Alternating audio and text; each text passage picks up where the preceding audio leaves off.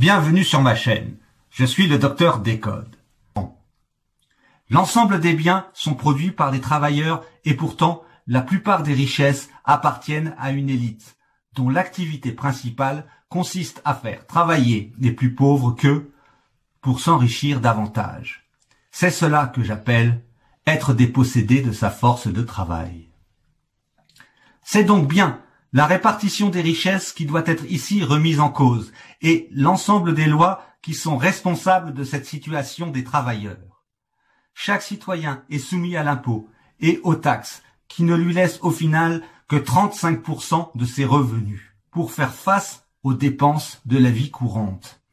Autant dire qu'après cela, il ne lui reste plus rien ou presque de son salaire à la fin du mois. En résumé, vous n'avez que le choix de travailler pour rien. C'est ce qu'on appelle l'esclavage. Car vos maîtres et dirigeants, eux, en profitent. Pourtant, les trois fondements de notre République sont liberté, égalité, fraternité. Alors, je vous pose la question. Êtes-vous libres et égaux ou seulement un esclave du système? Aujourd'hui, nous allons parler 1. D'une réflexion sur les solutions à apporter pour sortir les travailleurs salariés de leur asservissement dans le travail et de la pauvreté. 2. Des moyens de mise en œuvre de ces solutions par les citoyens pour un changement de paradigme grâce à l'inversion du rapport de force avec les élites et le pouvoir. Comment sortir du paradigme dominé-dominant, exploité-exploiteur? La réponse est simple. En changeant les conditions contractuelles de tous les salariés. Comment sortir les citoyens de la pauvreté? En supprimant les causes, tout simplement. De façon générale, cela implique nécessairement le changement des lois qui encadrent et organisent le travail et la répartition des richesses produites par ce travail. Parce que l'union fait la force, nos élites, maîtres et dirigeants savent nous diviser pour régner. Tout est là, et depuis toujours. Si une majeure partie des citoyens s'unissaient pour une cause commune, en parlant tous d'une même voix, avec un seul mot d'ordre, alors le peuple posséderait une arme redoutable, capable de faire plier nos dirigeants afin qu'ils acceptent sans délai sa revendication. Et ceci, sans violence ni affrontement. Cette arme invincible, c'est la menace d'une grève générale des travailleurs, qui pourrait paralyser tout le pays. Nos élites le savent et le redoutent par-dessus tout. Mais tant qu'ils parviendront à vous diviser les uns les autres en exploitant la faille de vos divergences partisanes, ils s'assureront ainsi de demeurer vos maîtres. En réalité, unis, nous pourrions très facilement nous faire entendre, plutôt que de s'épuiser tour à tour dans des mouvements, des grèves et des manifestations partisanes qui n'aboutissent jamais à votre espérance. Cette idée d'une grève générale n'est pas nouvelle, et elle a fait ses preuves dans notre histoire. Tout le reste n'est que l'orchestration directe ou indirecte d'une diversion créée par le pouvoir dans l'unique but de maintenir le peuple dans son asservissement et sa servitude. Les élites vous manipulent avec les médias qui vous abreuvent continuellement de propagande partisane afin de vous pousser les uns contre les autres et d'empêcher ainsi toute unification. Il n'est pas besoin d'attendre la prochaine élection, qui n'est qu'un leurre de démocratie. Vous le savez tous. N'attendez pas que votre vie passe en espérant que les choses changent. Rien ne changera si vous ne le faites pas changer, car ce n'est pas dans l'intérêt des élites. Unissez-vous derrière un mot d'ordre simple et fédérateur. Agissez, car il n'est rien de plus démocratique que la voix du peuple qui se fait entendre. Pour vous et vos enfants, c'est maintenant. Un citoyen doit toujours rester libre de ses orientations. Ce n'est pas un esclave tenu au travail forcé. Le travail des citoyens étant la base même de notre société, sans quoi rien ne serait possible. Nous ne pouvons accepter davantage la domination des élites qui accumulent les richesses pour eux-mêmes et laissent le peuple dans la précarité, la pauvreté et la misère, alors que toutes les richesses de notre société appartiennent en réalité à ceux qui travaillent pour les produire, c'est-à-dire vous. Si nous voulons un état de droit, d'égalité et de liberté, alors c'est par le statut des travailleurs qu'il nous faut commencer, car cela vous concerne tous. Malgré les divergences partisanes, je reste confiant dans la possibilité d'une mobilisation générale à ce sujet.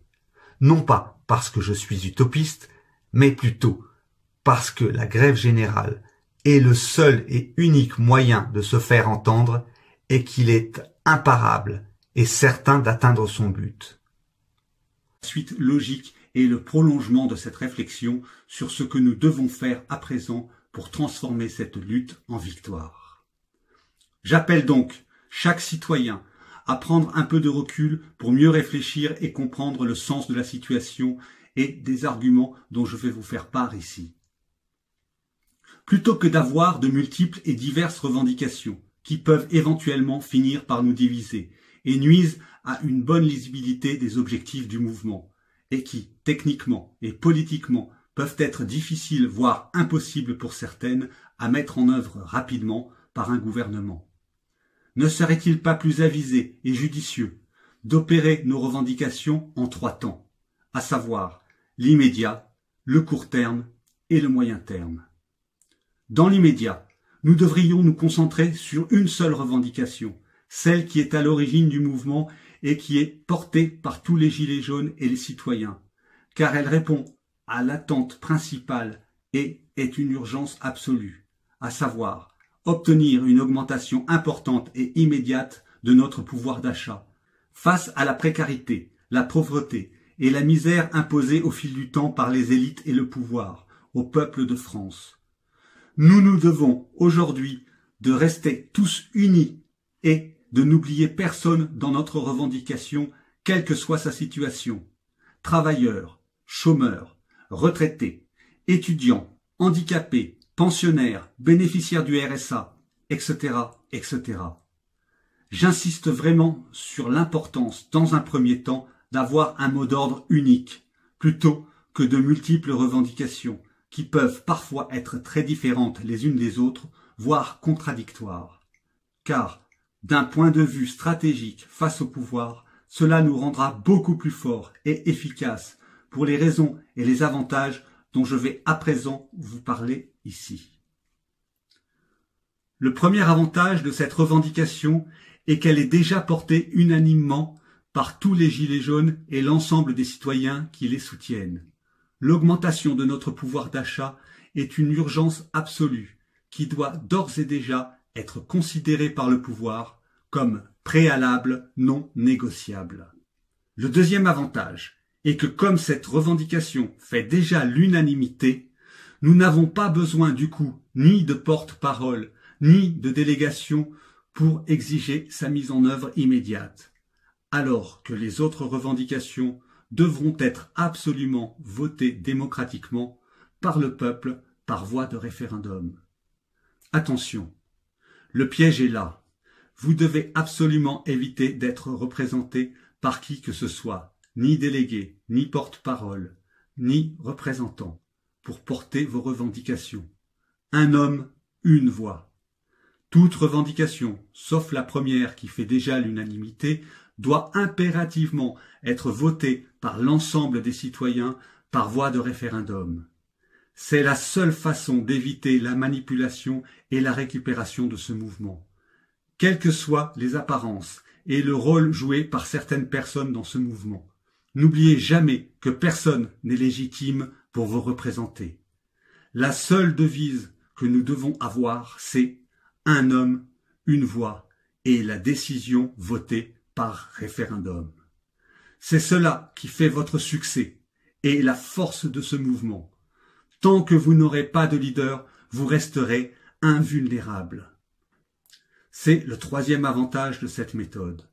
En procédant ainsi, nous mettrons fin à toute possibilité et tentative d'instrumentalisation, de déviation ou d'interférence du mouvement par nos adversaires tels qu'ils soient. Et Dieu sait que ces tentatives sont déjà nombreuses à l'heure où je vous parle. Youtubeurs, médias, politiciens, etc. Car prendre le pouvoir, c'est déjà une chose, mais savoir le garder en est une autre. Le vent a déjà tourné en notre faveur. Si vous vous tenez strictement à cette méthode sans vous laisser corrompre, bientôt ce sera toutes les forces vives de la nation qui viendront nous rejoindre. Bref, la nation tout entière entrera dans cette lutte que nous menons pour elle et pour nous tous. Chacun a son rôle à jouer et à tenir, car viendra bientôt le jour où nous aurons besoin de tous pour mettre en œuvre la volonté souveraine du peuple. Car tous unis, nous serons plus forts et c'est seulement ainsi que nous remporterons la victoire.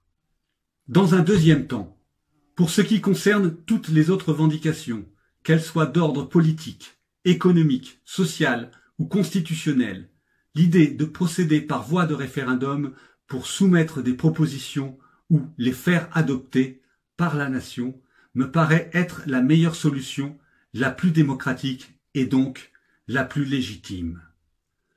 Pour que le peuple retrouve sa souveraineté et la conserve durablement, il est absolument essentiel qu'il puisse intervenir à tout moment dans la vie de la nation et se prononcer sur les directions à prendre et sur les lois qui lui seront appliquées. Le référendum d'initiative citoyenne est le meilleur garant de notre souveraineté, de la préservation de notre intégrité, de nos droits et de nos libertés. C'est pourquoi nous devons exiger qu'il soit inscrit de façon inaliénable dans notre Constitution. L'expérience nous a montré que nous ne devons plus, à l'avenir, laisser notre destin et celui de la France entre les mains d'un petit groupe d'élite ou d'un seul homme tel qu'il soit. Dans un troisième temps, et grâce au référendum d'initiative citoyenne, nous devrons définir et mettre en place les bases et les fondements d'un nouveau vivre ensemble, inventer et mettre en œuvre une nouvelle forme de démocratie, dont les étapes seront nécessairement une révision constitutionnelle complète, la fin de la Ve République et l'émergence, par exemple, d'une Sixième République. Une suggestion intéressante. Demander et obtenir un temps d'antenne quotidien sur les télévisions et les radios publiques, à une heure de grande écoute, qui serait exclusivement dédiée à l'expression et à la parole des Gilets jaunes et des citoyens qui soutiennent ce mouvement. Ce pourrait être sous forme de débats, de messages et de vidéos réalisés par des citoyens lors des blocages ou des manifestations qui ont eu lieu partout en France. Cela permettrait aux gens d'avoir une vision plus juste, plus réelle du mouvement face à la propagande éditoriale des médias. Avertissement. Nous devons absolument éviter la violence et la casse, ce qui permettrait au gouvernement de discréditer le mouvement auprès du reste de la population et d'essayer de retourner l'opinion publique contre nous et nous faire sombrer dans une guerre civile avec une partie de la population contre l'autre. Il pourrait aussi se servir de la casse et de la violence comme prétexte pour justifier plus de répression, déclencher la loi martiale ou déclarer l'état d'urgence afin de tenter de vous faire taire, de vous faire peur et de stopper le mouvement. C'est un piège qui nous est tendu. Ne jouez pas le jeu de l'adversaire qui se retournerait contre nous. Si vous restez calme, non violent et déterminé, ils ne pourront rien faire et rien dire pour se justifier. Et là, nous obtiendrons la victoire. Ce n'est qu'une question de temps avant que le gouvernement ne capitule. Pour finir, sachez que même si à ce jour nous avons su remporter de nombreuses batailles pour faire entendre nos revendications légitimes, il est clair que l'État ne compte pas abandonner et renoncer à ses prérogatives et ses décisions. Et soyez sûrs qu'il fera tout son possible pour vous diviser et vous intimider, tout pour essayer de récupérer la situation à son avantage et nous imposer sa volonté. C'est pourquoi, soyez très vigilants et restez mobilisés.